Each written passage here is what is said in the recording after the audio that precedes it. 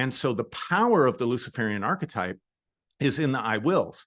He says, I will ascend. Basically, I will break out of this system so that I can let my authentic light shine. Now, let's come back to Jesus.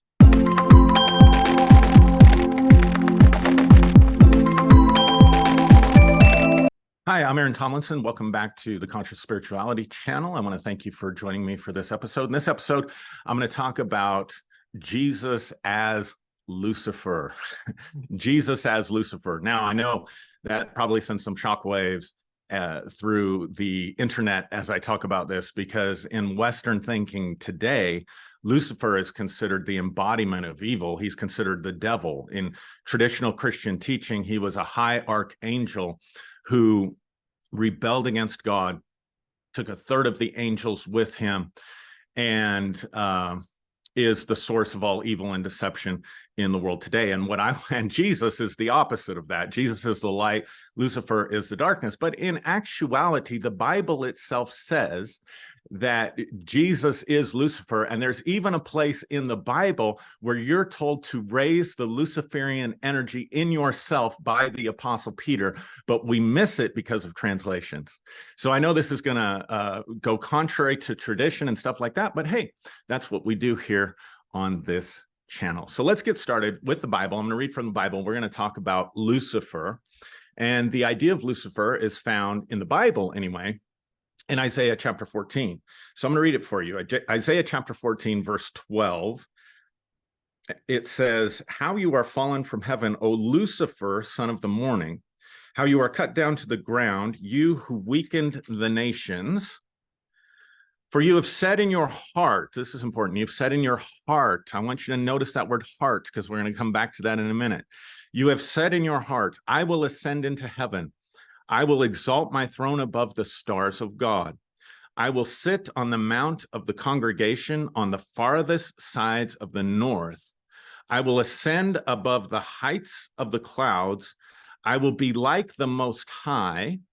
And then it says, "Yet you shall be brought down to Sheol, to the lowest depths of the earth." And then verse 16 says, "Those who see you will gaze at you and consider you, saying, is this the man who has made the earth tremble, who shook the kingdoms?" I want you to notice it says, "Is this the man?"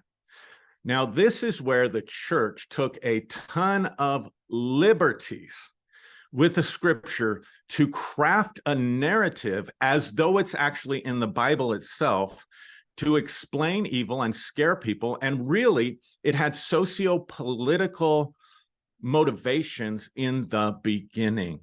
Now, there's an interesting shift between the Old Testament and the New Testament that we can see when it comes to the other. In the Old Testament, the chosen people are the Hebrews, the people of Israel. And the people of Israel are to worship one God, not because there is no other gods, but because there are other gods. And Yahweh, who was a storm god, an ancient storm god, in the ancient Near East, becomes exalted by this group that later became Israelites, that later became Hebrews.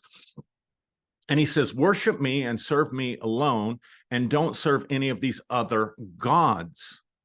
And so the Old Testament is actually very polytheistic in a lot of its writings. And the issue was not that they were following demons or worshiping demons or following fallen angels. That's nowhere in the Old Testament scriptures. The issue is that they're following and serving other gods. So Baal, or Baal, however you choose to say it, was considered to be the god of the Philistines, right? I think it was the Philistines. And so if they were worshiping and serving Baal, they were worshiping and serving another god. Now, as the New Testament is forming, as the church is forming, we can go back to the writings of Justin Martyr. And Justin, who was considered a saint, and I think he was sainted, and I'm not an expert on Catholicism, but anyway, in church history, he's a very influential writer, and he's one of the first Christian writers that we have. And his motivations from his writings, if you dig into them, or if you want to read scholars that have, like Elaine Pagels in her book, The Origin of Satan, what you discover is that Justin had very socio-political motivation to say in trying to create a polemic for Christianity, an apologetic for Christianity, that it was the one true religion. So what he began to say was that all the pagan deities, all the ancient gods, like Zeus and Apollo and Jupiter and Athena and Diana and whatever gods and goddesses they were following at the time in the culture of the day, were in and of themselves demons. They were dark entities. They were deceptive entities. So they were no longer gods. They were demons, or they were fallen angels, right? And everybody who followed them then was possessed or deceived by these demons. That's where this whole thing gets its origins. That's where this whole thing gets its beginning. And we still see remnants of it today in the church, right? Now, this becomes a part of Christian tradition and Christian history. So the idea that the devil has horns and a tail and a pitchfork and like the head of a goat and the body of a man and hooves, this imagery comes from the same polemic, the same socio-political principles and ideas being forced upon the Celtic worlds when they went into the area of the UK and other areas of Western Europe. One of the primary deities that the pagans of that time served was the horned god. And this god was seen to be not evil or demonic. So when Christianity invaded and started to convert people for political purposes, for socio-political purposes, not for evangelical purposes, they took and did the same thing Justin Martyr did. They demonized the horned god and said, this is what the devil looks like. They put a narrative around that. Why am I bringing this out in this teaching? Because I want you to see that none of this is actually in the scripture itself. Isaiah 14 is a proverb that's being taken up by the prophet against the king of Babylon, against a man. There is nothing in the context of the passage at all that suggests an angel or a fallen angel or anything of that nature, except that he uses the term Lucifer. So what does the term Lucifer refer to? In one of my previous videos, I talked about how ancient people got their theology, mythology, spirituality, and ideas from the stars, from astrology. And the word Lucifer here, or Hallel in the Hebrew, is the term that's used for the planet Venus. Now, we all know that the planet Venus is the one star that can be seen at twilight. It's the one star that kind of competes with the sun for light. In the daytime, all we have is the one sun, the one light, the one God, if you will. But at nighttime, we have many lights, we have many suns, we have many stars, we have many planets. But there's only one planet or one star or one light in the sky that comes close to competing with the one true sun, and that is the planet Venus. Now, Venus was often venerated in ancient cultures as the heralder of the day, as the messenger of a new day, if you will, as the evening star. So Venus can compete at twilight, can shine at twilight, both in daytime in certain times of the year and at nighttime in certain times of the year. So it was a messenger star that was heralding the end of an age at night, right? Or the beginning of a new age, or the beginning or the dawning of a new day in the daytime.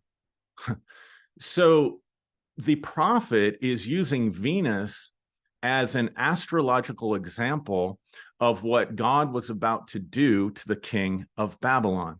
That your kingdom rose for a while, that it shined for a while, but you tried to compete with the sun, because this was the ancient story, that there was a star that tried to compete with the sun, the supreme God, or the one God, and this light tried to compete with that.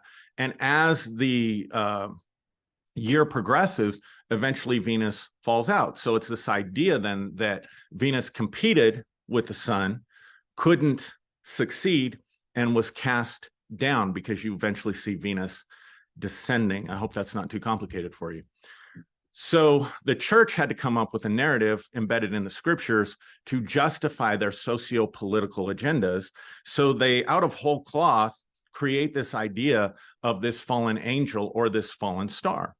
But perhaps this is an archetype that can be redeemed in our day and age, that can help us find a spiritual path that allows us to liberate the self, the authentic self, allows us to awaken to the authentic self and throw off, if you will, the chains and the bondages of the society or the religion or whatever that's around us that has prevented us from allowing our true light to shine, or prevented us from expressing our true will. In Christianity, there was never an opportunity to express your true will. Your will was always to be submitted to the will of God. And how did you know the will of God? You knew the will of God primarily based on whatever group you had joined, whatever system or denomination you had joined. They would tell you this is the will of God. But across Christian tradition, regardless of what they told you the will of God was, and it could be very, very different in churches and denominations and things like this, there was no uniformity about what the will of God was. But the one thing they all had in common was you have to surrender your will to the will of the group. Because it's not really the will of God, it's the will of the group who is representing God for you and to you. And so the power of the Luciferian archetype is in the I wills. He says, I will ascend. Basically, I will break out of this system so that I can let my authentic light shine. Now, let's come back to Jesus, because Jesus does this exact same thing. And Jesus was considered in Matthew chapter 12 by the religious leaders of the day to be possessed by a demon, by Beelzebul. Jesus was considered to be a rebel. That's why he was crucified on the cross. Only rebels died on the cross. That when we say there were two thieves crucified next to Jesus, it's a mistranslation from the Greek. They were rebels of the state. And so Jesus was crucified as a rebel. He was crucified on the basis of blasphemy, saying that he and God were equal. In the book of Ephesians and Colossians, we're told that Jesus ascended far above every name that could be named and sat down on the sides of the north. I mean, it's just as conceivable when you understand that the church was creating and manufacturing a narrative out of the Old Testament in order to prove the truth of their religion. It's just as conceivable that they could have looked at the passage in Isaiah 14 and said it was a prophecy about Jesus, as it was when Israel comes out of Egypt and God calls the collective group, my son, I called my son out of Egypt. And the New Testament writers come back and say, that's a prophecy about Jesus.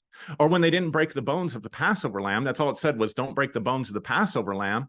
And they go and they don't break Jesus' legs on the cross, and they say that it might be fulfilled. None of his legs were broken, none of his bones were broken. Well, that was about the Passover lamb. So what they were doing was they were just finding anything they could find, cherry picking anything they could find in the Old Testament and crafting the New Testament narrative around it to make it look like the Old Testament had prophesied the coming of Jesus. Well, they could have just as easily gone into Isaiah 14 and say that it might be fulfilled, that Jesus was Lucifer. Now, don't take my word for it. Take Jesus' word for it in the New Testament, because in Revelation chapter 22, Jesus makes a final declaration, a final I am statement about who he is. Jesus makes this statement about himself in Revelation chapter 22 and verse 16, the last statement, the last thing in red that Jesus says about himself in the Bible.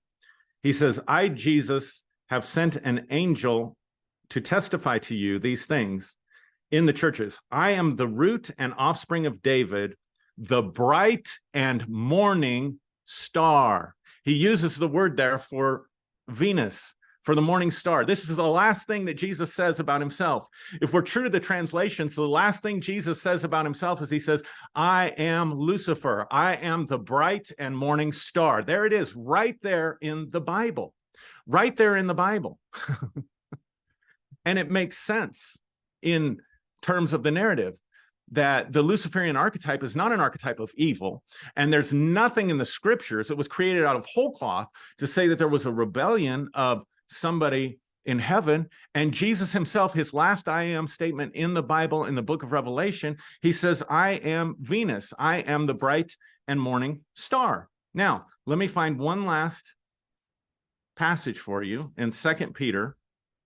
So 2 Peter chapter 1, verse 19, Peter tells this to the community of believers. He says, and we have the prophetic word confirmed, which you do well to heed as a light that shines in a dark place. Now, what light shines in a dark place? It isn't the sun. It isn't the sun. until the day dawns and the morning star rises in your hearts. Now, people would say, well, the morning star he's talking about there is the sun, except in the Greek and in the Latin translations, it's actually Venus.